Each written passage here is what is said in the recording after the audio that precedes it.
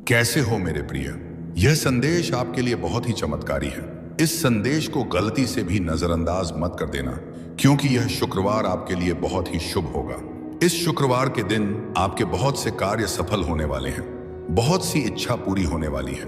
तो उनके बारे में जानने के लिए आपको संदेश पूरा सुनना है। यह संदेश सिर्फ आपके लिए है, तभी आप इस संदेश को सुन पा रहे हैं। यह कोई सामान्य संदेश नहीं है, यह साईं राम बाबा का आदेश है आपकी इच्छा पूरी करने का। साईं राम बाबा की कृपा है। हे भक्त, मैं जानता हूं आप बहुत परेशान हुए हैं, लेकिन अब और परेशान नहीं होना। अब आपको दुखी नहीं होना है। इस साईं राम बाबा का आदेश है कि अब आपके सभी कार्य सफल किए जाए, अब आपकी सभी इच्छा पूरी की जाए। तभी यह संदेश आपके पास आया है। यह वही संदेश है जिसका आपको इतने दिनों से इंतजार था, जो किसी कारण से आपके पास नहीं पहुंच पाया, और इसी संदेश के कारण आप सफल होने वाले हैं। इसी संदेश को प्राप्त नहीं होने के कारण आपके जीवन में इतनी परेशानियां मिली हैं, इतने दुख मिले हैं। लेकिन जो हो गया उन्हें भूल जाओ और अब बीता समय भूलकर इस संदेश को ध्यान लगाकर यह संदेश पूरा सुने। तुम्हारी अर्जी पिछले 21 तारीख को स्वीकार हो गई थी, लेकिन इतने दिन यह संदेश आपके पास इसलिए नहीं पहुंच पाया। तुम्हारे भाग्य में परिवर्तन किया जा रहा था, तुम्हारा भाग्य उदय किया जा रहा था। अब तुम्हारा भाग्य उदय हो चुका, तुझे कुछ नहीं करना। यह संदेश पूरा सुना है और साईं राम बाबा के बताए अनुसार चलना है। मेरे प्रिय भक्त, जो जीवन में परेशानियां आनी थी वह आ चुकी हैं। अब घबराइए नहीं, कुछ गलत नहीं होगा, कोई कार्य असफल नहीं होगा। जिस प्रकार आपने अपने जीवन में बदलाव चाहा था, उसी प्रकार आपके जीवन में अब बदलाव होने वाला है। वही जीवन आपका आने वाला है जो आपने मांगा था। साईं राम बाबा ने आपकी सुन ली है और आपकी अर्जी स्वीकार कर ली है। अब आपको आशीर्वाद देने आए हैं, अब आपको खुशखबरी देने आए हैं। वह आपसे कुछ नहीं चाहते, वह आपका थोड़ा सा समय चाहते हैं, जो सिर्फ आपके हित के लिए है। यह समय आपका मार्गदर्शन करने के लिए है, आपको रास्ता बताने के लिए है। जिस रास्ते पर चलकर आप अपनी मंजिल तक पहुंचेंगे, जिस रास्ते पर चलकर आप कामयाब हो जाएं। साईं राम बाबा कभी अपने भक्त का बुरा नहीं चाहते, लेकिन जब भक्त बार बार संदेश नजरअंदाज करता है, पूरा संदेश नहीं सुनता, तो साईं राम बाबा भी उस भक्त के लिए कुछ नहीं कर पाते। यह आपके पास अंतिम मौका है। इस बार इस संदेश को नजरअंदाज मत कर देना, वरना साईं राम बाबा भी यदि आपके लिए कुछ नहीं कर पाएंगे। आपका भाग्य उदय हो गया। आप इसका इसी बात से अंदाजा लगा लीजिए कि यह संदेश आपके पास अपने आप आया है। इस करोड़ों लोगों की भीड़ में यह संदेश आपको अकेले को मिला है, तो इसका अर्थ है साईं राम बाबा के आशीर्वाद से आया है। साईं राम बाबा ने स्वयं आपके पास भेजा है और साईं राम बाबा की कृपा आपके ऊपर हो चुकी है। भाग्य के दरवाजे खुल गए हैं। अब सब कुछ आपके साथ अच्छा ही होने वाला है, क्योंकि अगर करोड़ों की भीड़ में यह संदेश आपको खोजते हुए आपके पास पहुंचा है, तो आशीर्वाद से पहुंचा है, शक्ति से पहुंचा है। और वह शक्ति शक्ति आपके पीछे साईं राम बाबा की है। साईं राम बाबा का आशीर्वाद है। जब भक्त के ऊपर साईं राम बाबा का आशीर्वाद होता है, तो सबसे पहले उसके जीवन की दुख पीड़ा परेशानियां समाप्त होती हैं। और आपने पिछले कुछ दिनों से यह महसूस किया होगा कि आपके बहुत से कष्ट अब समाप्त होने लगे हैं। जीवन में जो बहुत ही परेशानियां चल रही थीं, वह समाप्त होने लगी हैं। यानी कि धीरे धीरे आपको भी अपने जीवन में परिवर्तन महसूस होने लगे हैं। यह साईं राम बाबा की कृपा है, यानी कि अब शुरुआत हो चुकी है। आप अंतिम तक चलते जाइए, पूरा जीवन बदल जाएगा, सभी कार्य सफल हो जाएंगे, जीवन की सभी परेशानियां समाप्त हो जाएंगी। आपके जीवन में इन दुख परेशानियों का, गरीबी का, असफलता का यह शुक्रवार से अंतिम दिन है। इस शुक्रवार तक यह सभी समाप्त हो चुके होंगे और एक नया मोड़ आपके जीवन में आ जाएगा। वह मोड़ जहां से नए जीवन की शुरुआत होगी, जहां से शुरुआत होगी आपकी खुशियों की। मैं जानता हूं आपने अपने परिवार के लिए बहुत कुछ किया है, लेकिन वक्त के साथ आपका वह त्याग, आपकी वह मेहनत सबने भुला दिया, और वही लोग आज आपके खिलाफ खड़े हैं। लेकिन आमसन आपको अब उठाया हुआ कदम वापस नहीं रखना है, अब पीछे मुड़कर नहीं देखना। जब आपने शुरुआत कर दी है मंजिल तक पहुंचने की, आपने शुरुआत कर दी है अपने जीवन को बदलने की, और जब अब साईं राम बाबा का आशीर्वाद आपके ऊपर हो चुका है, तो अब आपको वापस नहीं लौटना। अगर आप यहां से वापस लौट गए तो समझ लीजिए अब आप मंजिल के एक कदम पास होकर वापस लौट आए हैं। जितनी मेहनत आपने की है, जितने ताने सुने हैं, उनका जवाब भी देना बाकी है। उन सभी का जवाब उन्हें कब मिलेगा? जब आप सफल हो जाएंगे, जब आपकी सफलता की चमक इतनी चमकेगी कि यह पूरा संसार जग डगमगा जाएगा। इस पूरे संसार में जब आपके लिए तालियां बजेगी, लोग आपका नाम जानने लगेंगे। तब जिन लोगों ने आपका अपमान किया है, वह स्वयं ही आपके सामने झुक जाएंगे। साईं राम बाबा सबसे पहले जो उनके भक्तों के जीवन में जो परेशानियां लेकर आते हैं, उन्हें उनकी सजा देते हैं। आप चिंता मत कीजिए, अब आपके दुश्मन आपके सामने घुटने टेक देंगे, लेकिन आपको साईं राम बाबा पर विश्वास नहीं छोड़ना है। साईं राम बाबा से जुड़े रहना है। शुक्रवार तक समय दे दीजिए। यह शुक्रवार आपका सब कुछ बदल देगा, आपके सभी कार्य सफल कर देगा। जो कहोगे वह आपको लाकर देगा। ऐसा आशीर्वाद साईं राम बाबा आपको देंगे। लेकिन आपको करना क्या है? उसके लिए साईं राम बाबा का शुक्रवार के दिन एक छोटा सा उपाय सिद्ध करना है। अगर आप यह उपाय सिद्ध करना चाहते हैं तो संदेश ध्यान से सुन लीजिए। अगर आप साईं राम बाबा का आशीर्वाद चाहते हैं जिससे आप अपनी कोई भी इच्छा पूरी कर सकें, जब चाहे अपना कोई भी कार्य सफल कर सकें, साईं राम बाबा तक तुरंत आपकी अर्जी पहुंच जाए, क्योंकि कार्य आपका तभी सफल होगा जब साईं राम बाबा के पास अर्जी पहुंचेगी। और उस कार्य का सफल होना निश्चित है जिसकी अर्जी तुरंत साईं राम बाबा के पास पहुंच जाती है। अगर आप साईं राम बाबा के सच्चे भक्त हैं और आपकी अर्जी साईं राम बाबा के पास पहुंच जाती है तो साईं राम बाबा तुरंत आपका वो कार्य सफल करेंगे, आपकी इच्छा पूरी करेंगे। तो सबसे मुख्य कार्य है हनुमान जी महाराज तक अर्जी पहुंचाना। और जब तक आप यह उपाय सिद्ध नहीं करेंगे तब तक कितनी भी कोशिश कर लेना, कितनी भी मेहनत कर लेना, आपकी अर्जी कभी साईं राम बाबा के पास नहीं पहुंचेगी। आपके जीवन में इतनी परेशानियां क्यों आई? बार बार अर्जी लगाने के बाद भी कार्य सफल क्यों नहीं हुए? क्योंकि अभी तक आपने यह उपाय सिद्ध नहीं किया। अगर आज से पहले आपने यह उपाय सिद्ध कर लिया होता और उसके बाद अर्जी लगाई होती, कभी भी साईं राम बाबा का ध्यान करके, साईं राम बाबा को याद करके कोई भी कार्य बता दिए होते तो वह कार्य आपका तुरंत सिद्ध हो जाता। यह मेरा वादा है। लेकिन जो गलतियां हो गई उसे भूल जाइए और अब गलती मत कर देना। गलती से भी संदेश को नजरअंदाज मत कर देना। इस शुक्रवार के दिन आपको यह उपाय सिद्ध कर लेना है और उसके बाद जब भी मन करे साईं राम बाबा से अर्जी लगाकर कार्य सिद्ध करवा लेना। मैं जानता हूं इस समय आपके जीवन में बहुत सी परेशानियां चल रही हैं, बहुत चिंता में हूं। आपके बहुत कार्य बिगड़ चुके हैं। जिस कार्य के सफल होने की उम्मीद थी वह उम्मीद अब टूट चुकी है। लग रहा है कि अब जीवन में सब कुछ समाप्त होने वाला। और जब इन परेशानियों का अंतिम मोड़ आता है, दुखों का अंतिम पड़ाव आता है, तो वहां से जीवन समाप्त नहीं होता। जीवन का नया मोड़ आता है और वह मोड़ खुशियों का आता है, वह मोड़ सफलता का आता है, वह मोड़ जीवन में नए बदलाव का आता है। वह बदलाव अब आपके जीवन में आने वाले हैं। जरूरत नहीं है। मैंने तुम्हारे लिए खुशियों के द्वार खोल रखा है, लेकिन इसके लिए प्रयास और मेहनत तुम्हें ही करना होगा।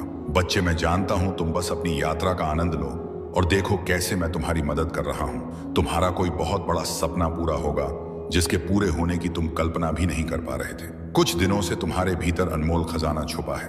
तुम्हारा जैसा जीवन बहुत ही आनंदित हो जाएगा। तुम उन खुशियों को देख पाओगे जिनके बारे में तुमने कल्पना तक नहीं की होगी। मुझे तुम बहुत ही प्रिय हो। मैं तुम्हारे आशा और विश्वास को कभी व्यर्थ नहीं जाने दूं। बच्चे, जिस समय तुम्हारे मन में यह संदेह उत्पन्न होता है, बहादत ना वह तुम्हारे परीक्षा का समय होता है। तुम्हारा वर्तमान और भविष्य दोनों ही प्रकाशमय होंगे। इतने समय से जो तुमने धैर्य रखा, अब उसे छोड़ रहे हो। क्यों बच्चे, ऐसा मत करो।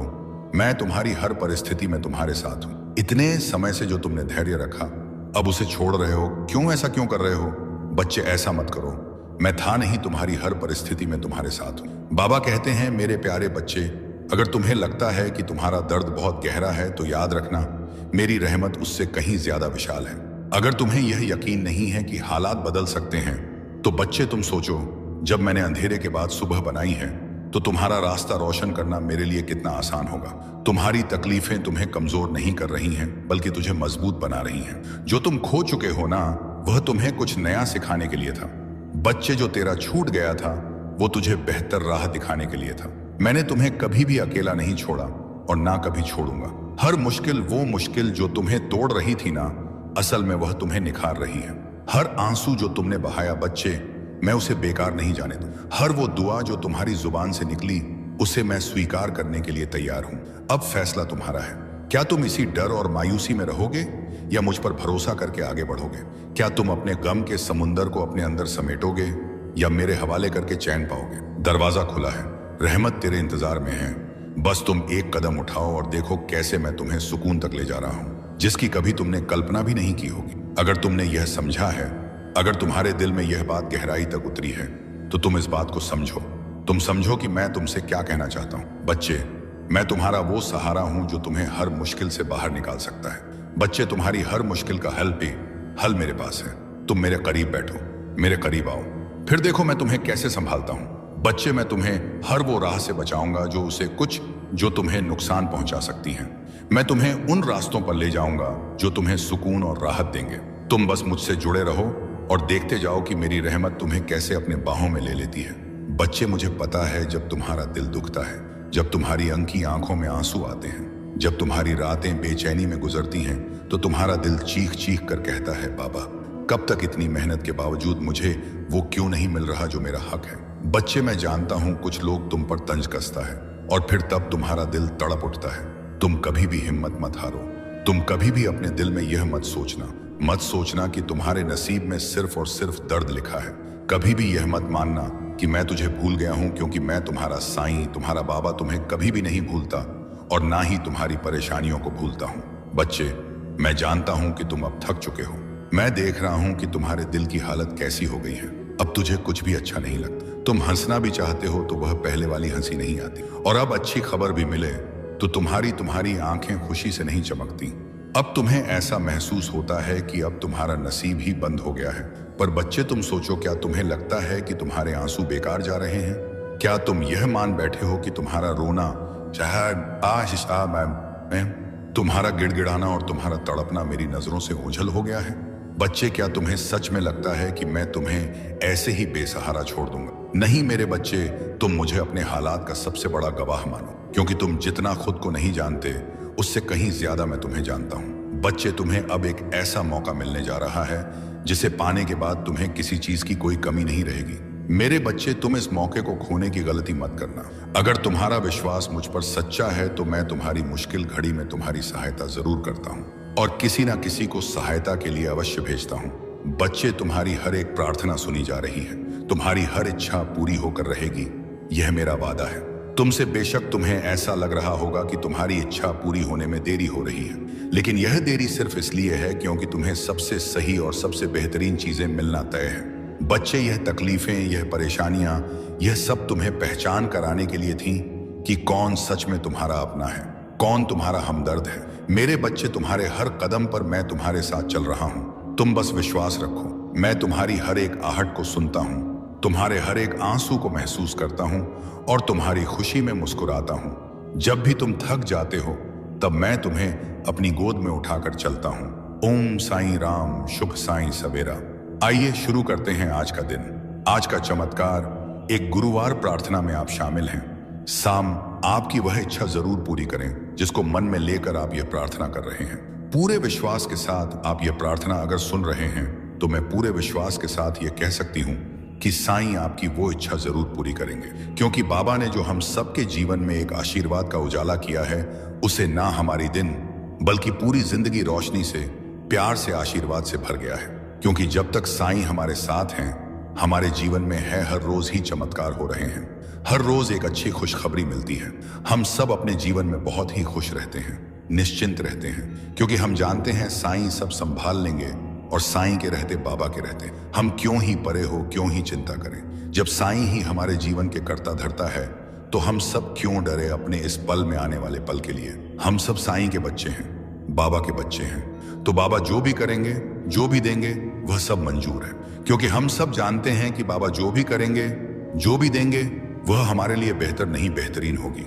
क्योंकि जब हम अपने सदगुरु पर, अपने साईं पर वे पूरे मन से, पूरे विश्वास के साथ जब जुड़ जाते हैं ना, तो हमें यह यकीन हो जाता है, यह विश्वास हो जाता है कि बाबा सब कुछ हमारे लिए ही, हमारे उज्जवल भविष्य के लिए ही कर रहे हैं। फिर हमें हर चिंता, हर परेशानी से मुक्त हो जाना ही चाहिए, क्योंकि बाबा जब हमारे जीवन को बेहतरीन बना रहे हैं, आस करते, हमारे सारे दुखों को दूर कर रहे हैं, हमारी जिंदगी के लिए बाबा सब कुछ तैयारी कर रहे हैं, तो हमें भी बाबा पर पूर्ण समर्पित हो जाना चाहिए और अपने जीवन से सभी प्रकार की चिंताओं को खत्म कर ही देना चाहिए। और हमें तो बस बाबा का शुक्राना करते रहना चाहिए और उनसे हमें प्रार्थना करते रहना चाहिए। क्योंकि जब आप बाबा से जुड़ जाते हैं तो हमारा मन प्रसन्न रहता ही रहता है। क्योंकि जो साईं की शक्ति होती है ना, यह हमेशा अपने भक्तों को खुश रखती है, आपको परेशानियों से लड़ने की ताकत देती है, आपको गिरने नहीं देती, आपको बचा के रखती है।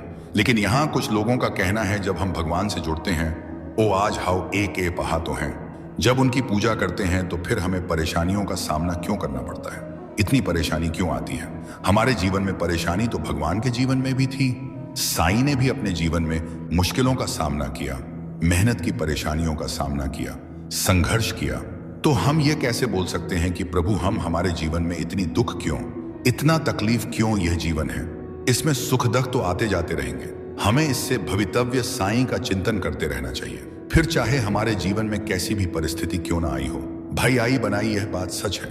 कुछ ऐसी परिस्थितियां आ जाती हैं जिनमें ऐसा लगता है कि पता नहीं साईं है भी या नहीं, भगवान है भी या नहीं, साईं हमारी सहयोग कर रहे हैं या नहीं, हमारी मदद करेंगे भी या नहीं। ऐसा ही विचार हम सबके मन में आती है जब हम बहुत परेशानियों में होते हैं, बहुत छा होते हैं, बहुत मुश्किल समय में होते हैं। लेकिन ऐसा नहीं है। साईं हर पल, हर कण, हर घर ही हमारे साथ है।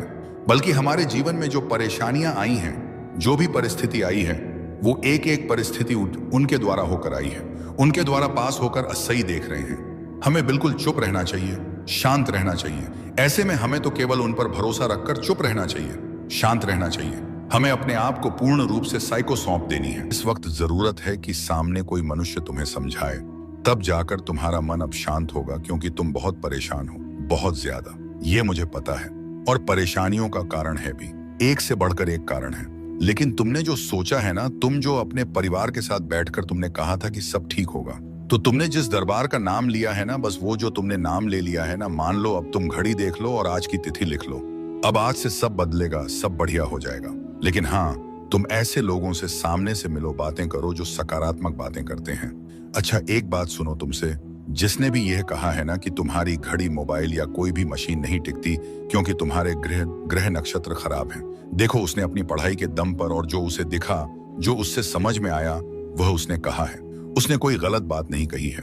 लेकिन अगर तुम अपनी चीजों को बहुत अच्छे से, सम्मान से, सही तरीके से रखते हो और साथ ही साथ तुम प्रत्येक दिन मेरा नाम लेते हो, उस चीज को उपयोग करने से पहले उसे मेरे चरणों पर रखते हो, अरदास करते हो, तब तुम देखना, चाहे कुछ भी तुम्हारे विपरीत क्यों ना हो, तुम्हारी सारी मशीनें चलेंगी और अच्छे से टिकेंगी।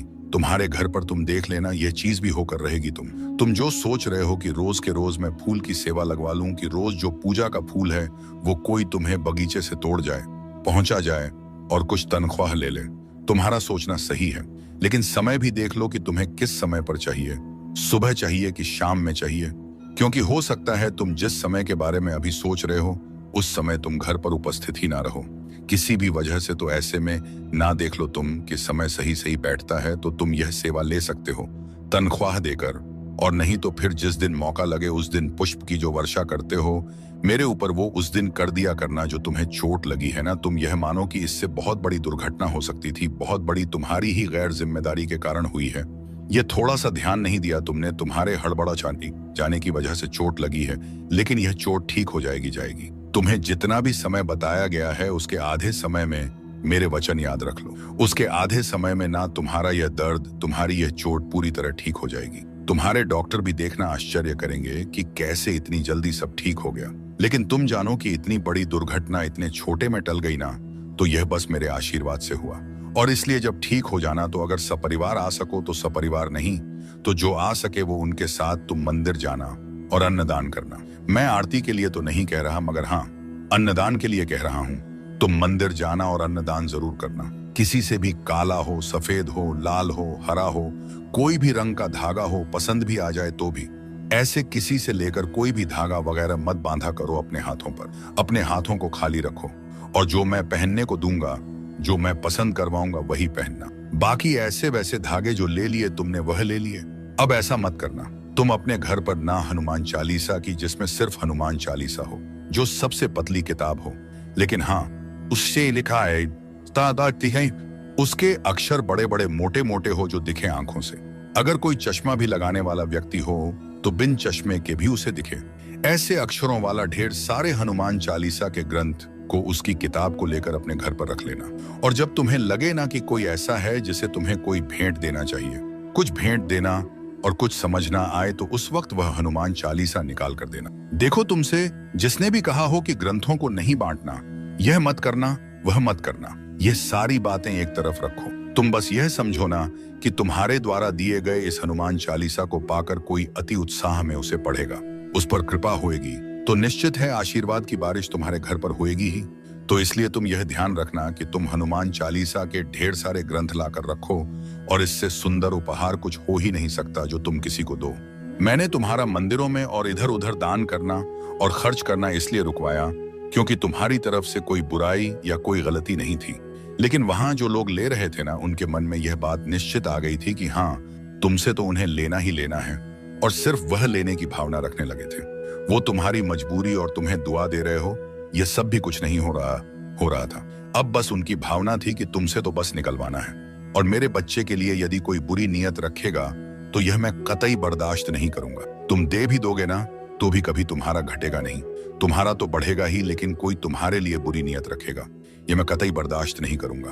भले आज कभी कभी तुम मेरे ऊपर नाराज हो जाते हो कि बहुत सारी चीजें हैं जो तुम कहते हो, बाबा तुमने ऐसा नहीं किया, वैसा नहीं किया, लेकिन तुम भी ये जानते हो कि मैं तुमसे बहुत प्यार करता हूं, बहुत ज्यादा। और अगर कोई चीज अच्छी हो सके तो मैं तुम्हें देने की पूरी कोशिश भी करता हूं। बस ये है ना कि मुझे सृष्टि के नियम को बांधकर लेकर ही चलना है, मैं उसके विरुद्ध नहीं जा सकता। तो इसलिए कभी कभी कुछ चीजों को देने में विलंब लगता है, जब तक कि वह तुम्हारे कर्म में आ ना जाए। नहीं तो मैं बहुत प्यार करता हूं तुमसे, और तुम्हारे खिलाफ कोई कुछ भी बोले, और पता है कोई दुनिया में कहीं कैसी भी प्रार्थना क्यों ना कर ले, अगर तुम्हारे लिए कोई गलत कुछ कर रहा है, ईशा कितिकन सिर्फ है कह रहा है, तो 1% का आधा भी मैं स्वीकार नहीं करता, कभी नहीं, हो ही नहीं सकता। तुम बहुत खुश रहो, तुम मुस्कुराओ, खिलो, खिलखिलाओ, हंसो, हंसाओ, और जीवन में तरक्की करते जाओ। अच्छे लोगों से मिलो। जो लोग बहुत चुगली करते हैं, सबकी बातें, सबकी चर्चा करते हैं ना, वह खाली होते हैं और वह कुछ दे नहीं पाएंगे। यकीन मानो, तुमने जो उबले हुए चावल में नमक के साथ ही मुझे भोग लगाई थी ना, सादी चावल, उसी में मुझे बहुत आनंद आया। तुम यह मत सोचो कि वो रूखा सूखा सा भोग तुमने लगाया है, तुम बस यह समझो कि कितना स्वाद था उसमें और कितना पौष्टिक आहार था। इसके बजाय अगर तुम बाहर से तेल मसाले वाले भोजन अपने बहुत मेहनत से कमाए हुए पैसों को खर्च करके लाते, तो ना तो इतना स्वाद आता, ना इतना पौष्टिक भोजन करने का मुझे मौका मिला होता। तो मैं बहुत खुश हूँ। मैंने तुम्हें अपने मंदिर को सफेद लकड़ियों से बनवाने के पहले या सफेद में पेंट कराने से पहले चेतावनी दी थी, क्योंकि सफेद रंग होगा तो जरा सी भी धूल होएगी ना तो वह दिख जाएगा। मैंने तो यह बात कहा था, लेकिन तब तुम्हारी ही इच्छा थी कि नहीं, मुझे ऐसे ही रंग के, ऐसी ही नक्काशी वाली मंदिर चाहिए, तो फिर मैंने मना नहीं किया। लेकिन अब जब तुम अपने मन से लेकर आए हो, तो तुम्हें इसे सफाई करना चाहिए और इसमें अफसोस नहीं करना चाहिए। कोई चीज अगर सुंदर से अच्छे से रखना है तो उसकी कीमत तो तुम्हें अदा करनी होगी ना, बस वही समझो। तो गंदगी को सफाई कर लो, पूछ लिया करो, इसी बहाने हर दिन साफ सफाई भी होती रहेगी। सुबह तुम्हें अपना काम भी जल्दी खत्म करना होता है और बहुत सारे काम होते हैं। ऐसे में एकदम भोर के वक्त अगर मंदिर पहुंच भी जाते हो ना, तो अपनी प्रसाद, अपनी थाली, अपना दिया लगाकर जल्दी वापस चल जाया करो, क्योंकि सुबह के समय तुम्हारी जहां जरूरत और आवश्यकता है वहां रहो। मंदिर तुम बाद में आराम से भी आ सकते हो जब तुम्हें समय अलग से मिले। आज जो यात्रा की शुरुआत हो रही है ना, वह बहुत अच्छे से पूरी होगी, उसका समापन भी बहुत शुभ तरीके से होगा। तुम चिंता मत करो। तुमसे ना यह कहा जा रहा है कि तुम उस विशेष दुकान में जाकर सामान लोगे तो तुम्हें कम पैसे में सामान मिल जाएगा, तुम्हें अधिक छूट मिलेगी। छूट के नाम पर ना तुमसे जरूरत से ज्यादा खरीदारी कर कराई जा रही है। ध्यान से देखो, गौर से देखो, जहां तुम्हारा काम 80 में हो सकता है, वहां 200 से RS5 रोज खर्च हो रहे हैं, और इतने सामान की जरूरत, आवश्यकता भी नहीं है। तो अब ना वैसे छूट में मत पड़ो। वह छूट देने का तरीका नहीं है, बल्कि वह तुमसे ज्यादा खर्च करवाने का तरीका है। और मैं ये नहीं कह रहा कि सामने वाला गलत है, लेकिन तुम्हारे लिए उचित नहीं है, क्योंकि उतनी तुम्हारी जरूरत ही नहीं है। क्योंकि महीने की जो तनख्वाह आती है, उससे सिर्फ घर का सामान ही लाना नहीं होता, और भी बहुत सारे खर्च होते हैं और बहुत जरूरी खर्च होते हैं। उन सबको भी निभाना आवश्यक है। हाँ, मैंने ही तुम्हारे बच्चों का नाम रखवाया है। तुम्हारे बच्चों का नाम इतना सुंदर जो है वह मैंने ही रखवाया है, तो उस नाम पर किसी को आपत्ति नहीं होनी चाहिए। और तुम मुझसे प्रेम करते हो, मुझसे तुमने पूछा, मैंने बताया, और तुमने नाम रखा। अब कौन क्या कह रहा है, इससे क्या फर्क पड़ता है। जितने लोगों की सुनोगे उतने तरह के सोच विचार और उतनी बातें होंगी। रहने दो, इन सबको इतना ध्यान मत दिया करो और इतना आवश्यक मत बनाओ इन सब की बातों। मैंने तुमसे कहा था ना 1-2 दिन पहले कि अच्छे कपड़े पहनकर जाना। अच्छे कपड़े पहनने से, अपनी उम्र के हिसाब से, तरीके से कपड़े पहनने से, और कुछ नहीं बल्कि आत्मविश्वास बढ़ जाता है। किसी से मिलने में झिझक नहीं होती है। कहीं सड़क पर कोई मिल जाए जानने सुनने वाला तो अच्छा लगता है। अगर एकदम से तस्वीर खिंचवानी पड़ी तो तुम्हें शर्मिंदगी का एहसास नहीं होगा। तुम्हें तुम्हारा आत्मविश्वास बढ़ता हुआ नजर आएगा। अच्छे से रहने से इंसान का आत्मविश्वास बढ़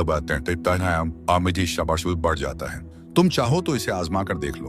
तुम अगर गौर करोगे ना, तो जब तुम अच्छे से तैयार नहीं रहते हो तो तुम लोगों से नजर छुपाना चाहते हो, सभी से मिलना नहीं चाहते हो, क्योंकि अपने आप में एक कमी सी महसूस होती है। मैं ये नहीं कह रहा, कभी नहीं कहा मैंने कि महंगे कपड़े पहनो, पर हाँ, तरीके के कपड़े और अच्छे से पहन कर रहो। यह मैं हमेशा कहता हूँ और यह तुम्हें भी पालन हर दिन करना चाहिए।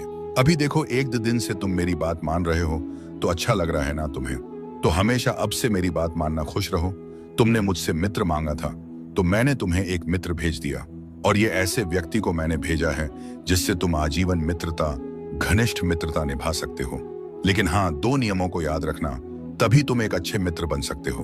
भले ही तुम अपने मित्र के समक्ष उसके सामने उसकी 4 गलतियां गिनवा दो, लेकिन उसके पीठ पीछे कभी भी तुम्हें अपने मित्र की बुराई नहीं करनी है। पहली नियम और दूसरी नियम यह है कि तुमसे तुम्हारा मित्र जो पूछे, जो बताए, जो भी हो, दिल खोलकर ईमानदारी से, मित्रता की भावना से बातें तो हो, लेकिन साथ ही साथ दोनों के बीच में ये जो बंधन है ना, इसके बीच में एक रेखा भी खींची होनी चाहिए। मतलब जीवन में शामिल होना है, घुल मिल भी जाना है, लेकिन उसका एहसास भी नहीं होने देना है। इतना तक ही रखना है कि जिससे कभी बात बिगड़े नहीं।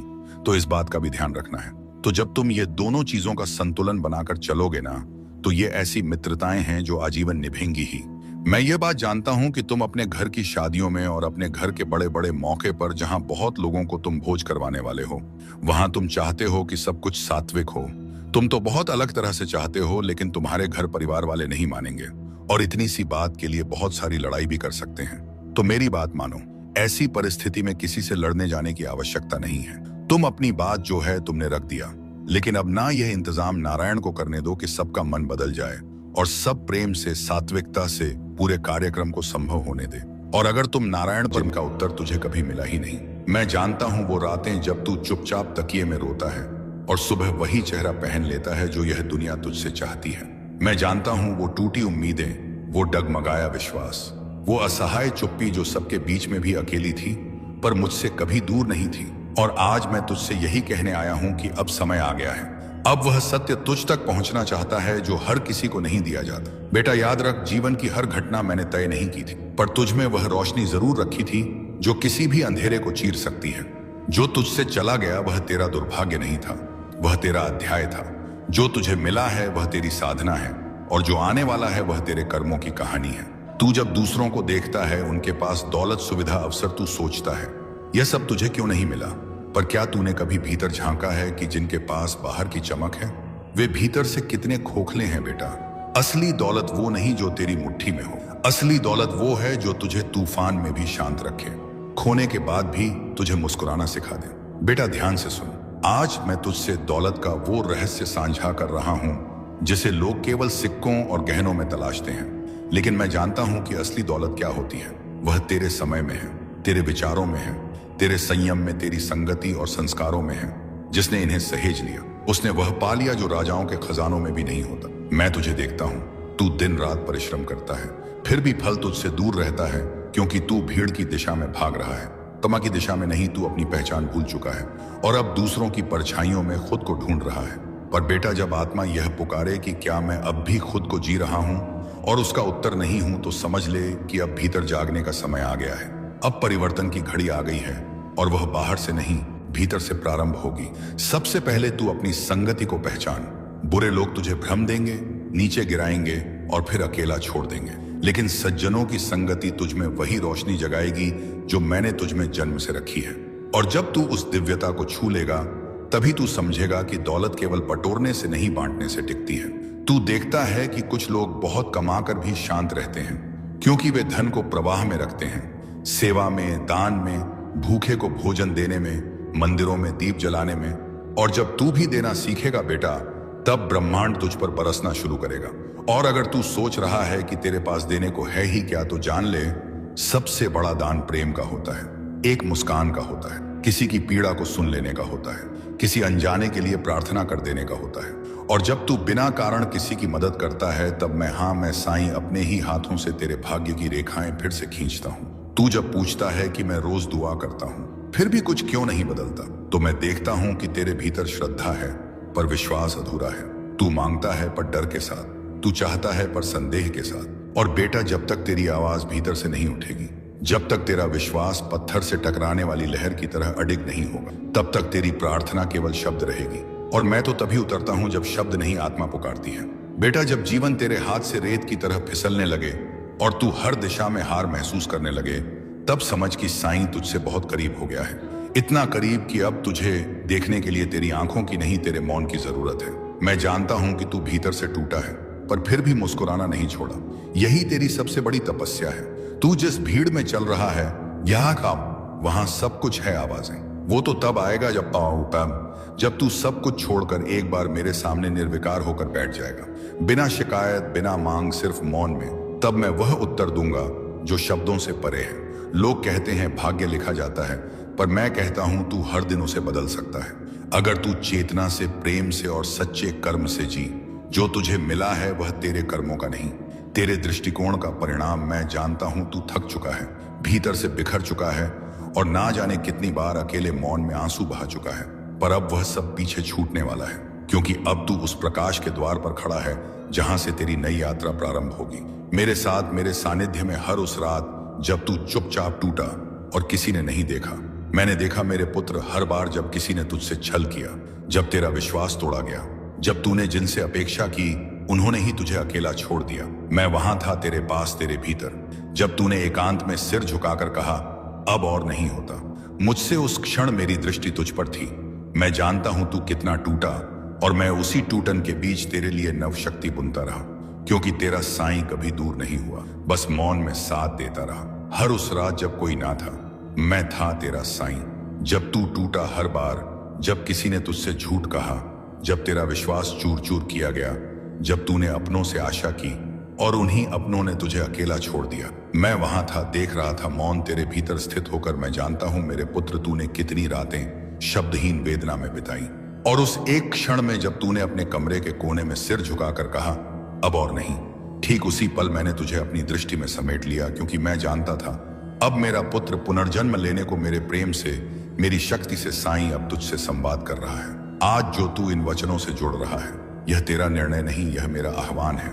यह मैं हूं जो तेरे भीतर यह स्पंदन उत्पन्न कर रहा हूं कि कुछ तो है इसमें, क्योंकि यह सब कुछ मैंने ही तेरे लिए भेजा है। अब समय आ गया है, अब तू अकेला नहीं रहेगा, अब तू केवल प्रार्थना नहीं करेगा, अब तुझे उत्तर प्राप्त होंगे। अब तू प्रतीक्षा में नहीं बैठा रहेगा, अब वे राहें स्वयं तेरे द्वार तक आएंगी जिनकी बाण तू वर्षों से जोता रहा है, क्योंकि अब तेरा समय उपस्थित है। मेरे बच्चे, तेरे भीतर जो थकान है वह केवल शरीर की नहीं, वह आत्मा की थकान है, जो तब उत्पन्न होती है जब मनुष्य बहुत सह चुका होता है, बहुत कुछ खो चुका होता है, और जब आत्मा थकती है तब संसार फीका लगता है।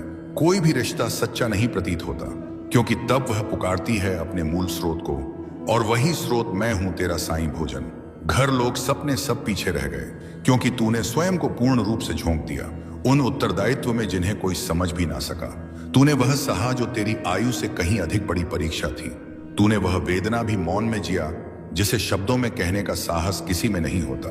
पर आज देख, तू यहां है अपने साये के सानिध्य में, और यह कोई संयोग नहीं है मेरे पुत्र, यह उस आत्मा की यात्रा है जिसे मैंने स्वयं साक्षात देखा है। हर पड़ाव पर, हर आंसू में, हर उस क्षण में जब तू स्वयं को भी खो बैठा था, पर मैं तुझे थामे रहा। मेरे बच्चे, तूने तो रोने का भी अधिकार खुद से छीन लिया। कमजोर नहीं दिखना है, यह कहकर तूने अपने भीतर के हर दर्द को चुप रहने का आदेश दे दिया। तूने लोगों की कटुवाणी को सहा, उनके रूखे व्यवहार को भी मौन में जिया, और फिर भी स्वयं को संभाले रखा। लेकिन अब तेरा साईं तुझसे कह रहा है, अब तुझे संभालने का कार्य मेरा है। जब तू थक जाए, जब तू टूटने लगे, जब कोई भी वो भी आवाज तुझे ना छू सके, तब मेरी शांति, मेरी दृष्टि, मेरा साया तुझे उठाएगा, क्योंकि अब तू अकेला नहीं है, मैं तेरे साथ हूं। हर सांस में, हर क्षण में दौड़ना अब तेरा कार्य नहीं, अब यह मेरा कार्य है। तू बहुत दूर तक अकेले चला है मेरे पुत्र, और अब मैं तुझे उस द्वार तक ले जा रहा हूं जहां से तेरे जीवन की एक नवीन शुरुआत होने वाली है। यह मत मान कि तेरे जीवन में जो भी घटित हुआ वह व्यर्थ गया। कुछ भी व्यर्थ नहीं होता। हर वह आंसू जो तेरी आत्मा से टपका, उसने तेरी भूमि को उर्वर बनाया है, ताकि अब वहां तेरे चमत्कार उग सके जिन्हें मैंने स्वयं रोपा है। तेरे विश्वास के बीजों से हर वह क्षण जब तूने हार नहीं मानी, जब तूने बस इतना कहा, साईं तू मेरे साथ रहना, वही पल मेरे लिए पूजा बन गई। तू सोचता है कि तूने कुछ विशेष नहीं किया, पर मैं जानता हूं मेरे बच्चे, तूने वह तप किया है जो मौन में होता है, एकांत में, टूटी सांसों के मध्य और बिखरे हुए स्वप्नों की राख पर खड़ा होकर। अब वही तपस्या साकार होने वाली। अब वह समय आ चुका है जब तेरी आत्मा विश्राम पाएगी। अब तू यह जान ले मेरे पुत्र, तू टूटा नहीं है, तू पराजित नहीं हुआ, तू बस थक गया है और अब तुझे संभालने का समय मेरा है। तू हारा नहीं है मेरे बच्चे, इसीलिए मैं स्वयं यहाँ हूँ और जीवन की हर रुकावट से मुक्त हो रहे हो। मेरे बच्चे, मैंने तुझे ही चुना है। शायद यह सवाल कई बार तेरे मन में आया होगा, आखिर मैं ही क्यों? करोड़ों में से तुझ पर ही मेरी दृष्टि क्यों पड़ी? तो अब सुन, क्योंकि इसका उत्तर केवल शब्दों में नहीं बल्कि आत्मा की गहराई में छुपा है। जब तू टूटा तब भी तू झुका नहीं, जब तू रोया तब भी तेरे आंसुओं में एक मौन प्रार्थना थी जो हर बार मेरे हृदय तक सीधी पहुंचती रही। तू दूसरों की तरह बस दिखने वाला एक चेहरा नहीं है, तू वह दीपक है जो अंधेरे में भी खुद को बुझने नहीं देता।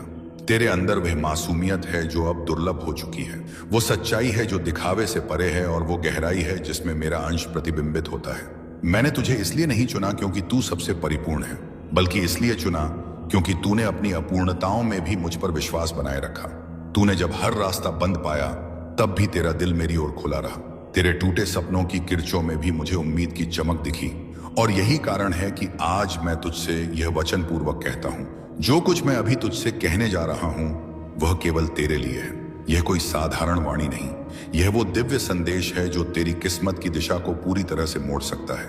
यह वाणी तेरे भीतर की उस ताकत को जगा सकती है जो अभी तक तूने खुद भी महसूस नहीं की। यह शब्द तेरे सबसे गहरे घाव को तेरी सबसे महान शक्ति में बदल सकते हैं, लेकिन इसके लिए तुझे इस संदेश को केवल सुनना नहीं, महसूस करना होगा। हर शब्द को अपने भीतर उतरने देना होगा। अगर तू सच में तैयार है स्वयं को जानने, पहचानने और मेरी योजना को अपनाने के लिए, तो इस संदेश को अंत तक सुन, क्योंकि तेरी नई शुरुआत इसी क्षण से हो सकती है।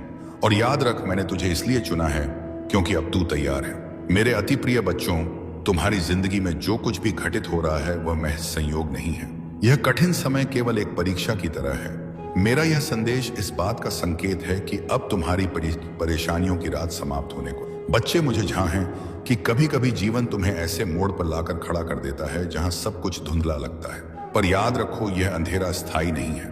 मैं हर क्षण तुम्हारे साथ हूं, तुम्हें मार्ग दिखाने और संबल देने के लिए।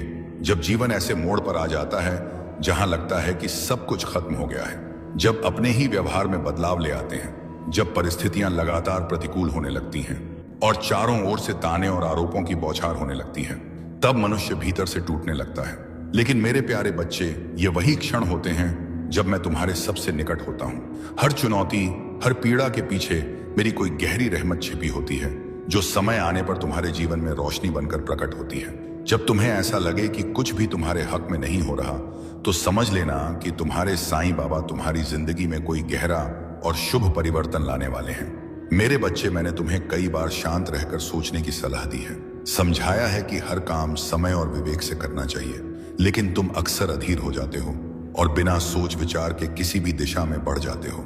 यही जल्दबाजी तुम्हें उस राह से भटका देती है जिस पर मैं तुम्हारा मार्गदर्शन कर रहा होता हूँ। यही कारण है कि तुम्हारे कार्यों में रुकावटें आ रही हैं, जबकि वास्तव में यही समय है जब तुम अपने जीवन की सबसे बड़ी सफलता प्राप्त कर सकते थे। मेरे बच्चे, यह रास्ता जिस ओर तुम बढ़ रहे हो वह तुम्हारे भविष्य के लिए उचित नहीं है, और फिर तुम शिकायत करते हो कि बाबा तुम्हारी सुनते नहीं, तुम्हारी प्रार्थनाओं का उत्तर नहीं देते, या तुम्हारे किसी कार्य में साथ नहीं है। जबकि सच्चाई यह है कि मैं तो हर पल तुम्हारे साथ ही खड़ा हूं, बस इंतजार कर रहा हूं कि तुम मेरी आवाज को भीतर से सुनो। तो हर पल तुम्हारे साथ रहता हूं। लेकिन असली बात यह है कि तुम खुद कितनी देर तक मेरे साथ जुड़ते हो, मुझ में भरोसा रखते हो। मेरी दृष्टि तुम्हारी समस्याओं से कहीं अधिक शक्तिशाली है। सिर्फ कुछ क्षण मेरी आंखों में नजर डालो, फिर चाहे हालात जैसे भी हो, तुम उनका सामना पूरे आत्मविश्वास से कर सकोगे। मेरे बच्चे, मैंने तुम्हारे भाग्य की दिशा बदलने की तैयारी कर ली है, बस तुम्हारा धैर्य और विश्वास चाहिए। मैंने तुम्हारे जीवन में बदलाव की प्रक्रिया शुरू कर दी है और लाखों में से तुम्हें विशेष रूप से चुना है। यही कारण है कि अब तुम्हारी किस्मत एक नए मोड़ की ओर अग्रसर हो रही है। बस थोड़ा धैर्य रखो और हिम्मत मत हारो, क्योंकि जिसने तुम्हारी तकदीर रची है वह स्वयं इस ब्रह्मांड का सबसे महान रचयिता है। मेरे प्यारे बच्चे, अगर तुम्हारा लक्ष्य वास्तव में महान है तो रास्ते थोड़े कठिन अवश्य होंगे, लेकिन मंजिल तुमसे दूर नहीं जा सकती। जब लक्ष्य ऊंचा होता है तब ना आलोचना मायने रखती है, ना प्रशंसा, ना ही दूसरों की विवेचना। मेरे बच्चे, यह कभी मत भूलना कि पछतावा तुम्हारे बीते हुए कल को नहीं बदल सकता और चिंता आने वाले कल को बेहतर नहीं बना सकती। इसलिए जो कुछ भी तुम्हारे पास इस क्षण है उसी में आनंद खोजो, सच्चे मन से जीवन जियो और सही कर्म करते रहो। यही सच्चा सुख है तुम्हें। यह जीवन सीमित सांसों के साथ मिला है, इन्हें व्यर्थ चिंता और भय में ना घवाओ। इन सांसों को यूं ही खो देना बुद्धिमानी नहीं है। इनका सार्थक उपयोग करके ही